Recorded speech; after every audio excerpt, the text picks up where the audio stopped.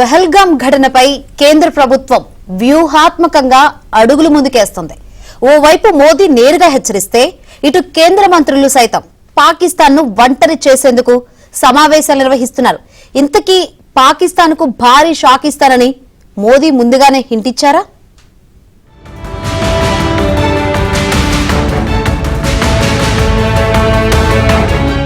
పహల్గామ్ ఉగ్రదాడి నేపథ్యంలో మరో సర్జికల్ స్ట్రైక్ చేసేందుకు కేంద్రం రంగం సిద్ధం చేస్తోందా? బీహార్ సభలో ప్రధాని మోదీ అదే చెప్పారా అంటే అవుననే సమాధానమే వినిపిస్తోంది. పహల్గామ్ ఉగ్రదాడిని ప్రధాని మోదీ తీవ్రంగా ఖండించారు. ఉగ్రవాదాన్ని మట్టిలో కలిపే సమయం వచ్చిందంటూ మోదీ ఆగ్రహం వ్యక్తం చేశారు. అలాగే కేంద్రం కూడా పాకిస్తాన్ను ఏకాకి చేసేందుకు వ్యూహాత్మకంగా అడుగులు కదుపుతోంది.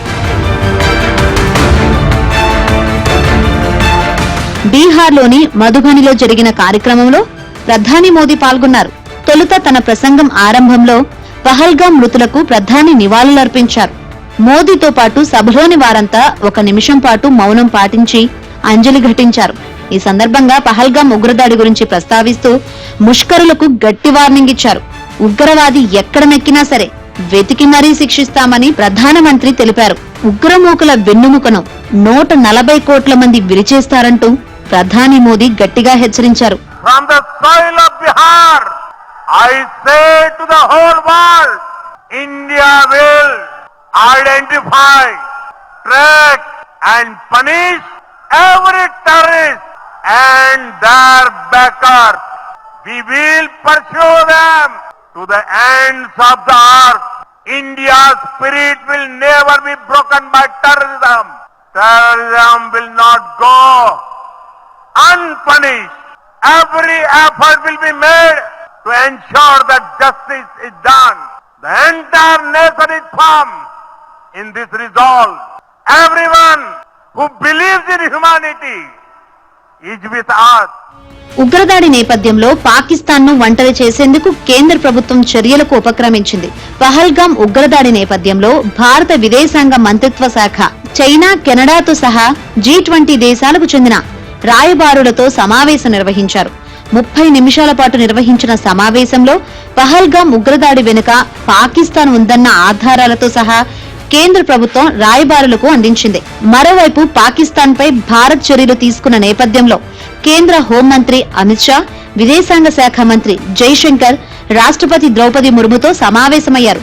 పహల్గామ్ ఉగ్రదాడికి సంబంధించి అంశాలతో పాటు పాకిస్తాన్ పై తీసుకున్న చర్యల గురించి రాష్ట్రపతికి వివరించారు.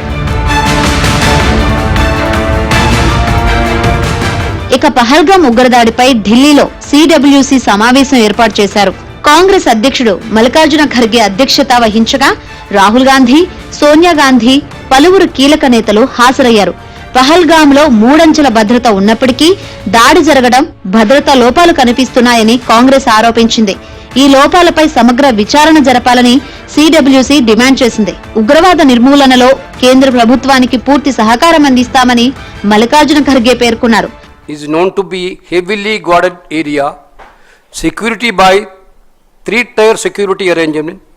It is imperative that a comprehensive analysis is conducted into the intelligence failures and security lapses that enabled such an attack in a union territory, an area directly under the purview of the Union Home Ministry.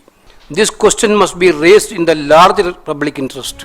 Pahalgam ఉగ్రదాడి ఘటనపై కేంద్ర ప్రభుత్వం అఖిలపక్ష సమావేశం నిర్వహించింది.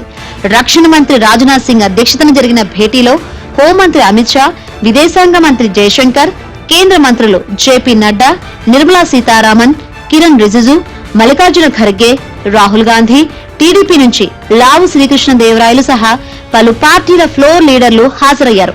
ఈ సమావేశంలో పహల్గామ్ ఉగ్రదాడితో పాటు పాకిస్తాన్ పై కేంద్రం తీసుకున్న నిర్ణయాలను చర్చించారు. మరోవైపు త్రివిధ దళాల అధిపతులతో కేంద్ర రక్షణ శాఖ మంత్రి రాజ్నాథ్ సింగ్ సమావేశం నిర్వహించారు. రేపు పహల్గామ్ ఉగ్రదాడి జరిగిన ప్రాంతాన్ని భారత ఆర్మీ చీఫ్ పరిశీలించడంతో పాటు ఉగ్రవాద నిరోధక కార్యక్రమాలపై అధికారులతో సమీక్షించనున్నట్లు సమాచారం.